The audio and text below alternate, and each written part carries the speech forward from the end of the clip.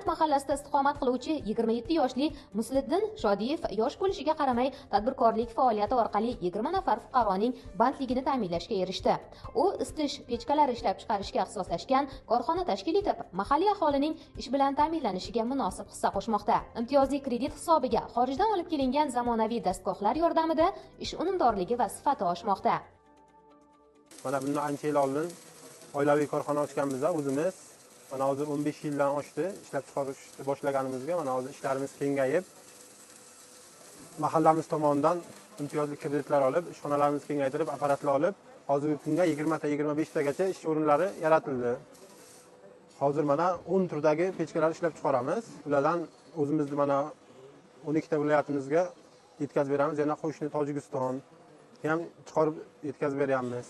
Bir oyga 3000 ta, 4000 tagacha buyurtma asosiga ishlab chiqaramiz pechkalarni.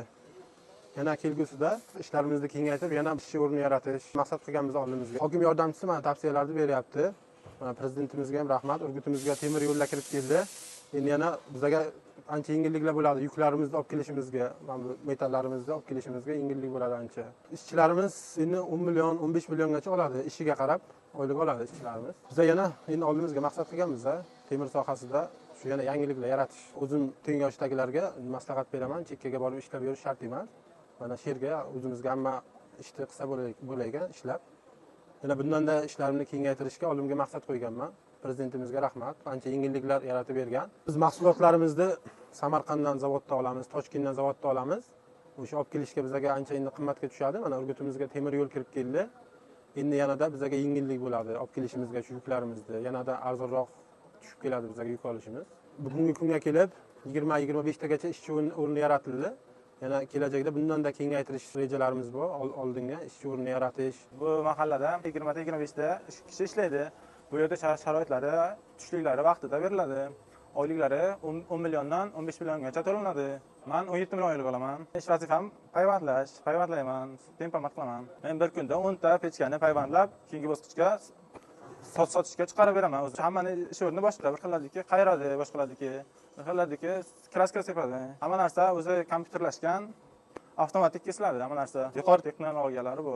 Hamma narsa chet tilliki. Bu hunarni o'rganganim yaxshi. Chetga chiqmayman, qiynalmayman. O'zimni yurtim, o'zimni mahallam.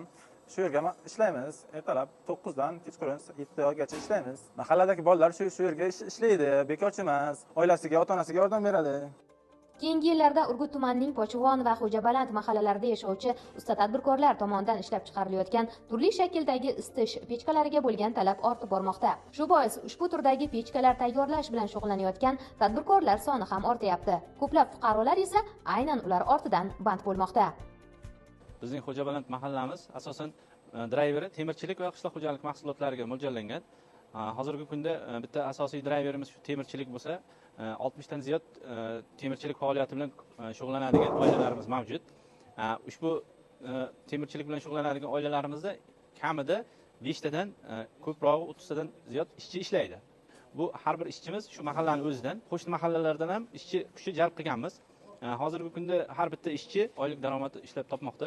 Bizning hozirgi kunda bu chiqariladigan mahsulotlarimiz bizning mahalliy hududlarga, qo'shni Tojikiston davlatlariga ham eksport qilib jo'natilmoqda. Hozirgi kunda mana prezidentimiz tashabbusi bilan temir yo'l kirib keldi. Bu esa mana bu tadbirkorlarimizning ishini ancha yengillashtirib, ancha yordam bo'ldi. Chunki yuklarni olib kelishga bu eng muddao bo'ldi. Mahallamizda xotin-qizlarning bandligini ta'minlash maqsadida tikuvchilik, pishiriqchilik ishlari ham keng yo'lga qo'yilgan.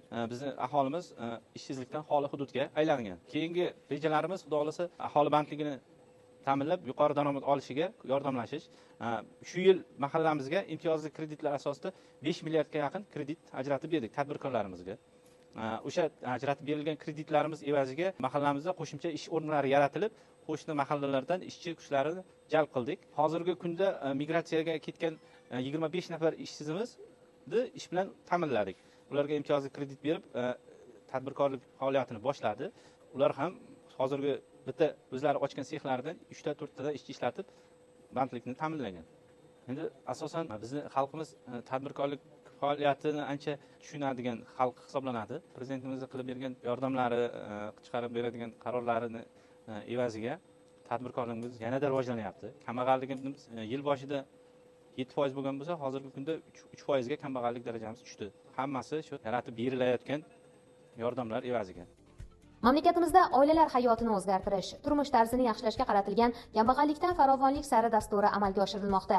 Dasturning muhim jihatlaridan biri aholi daromadini oshirish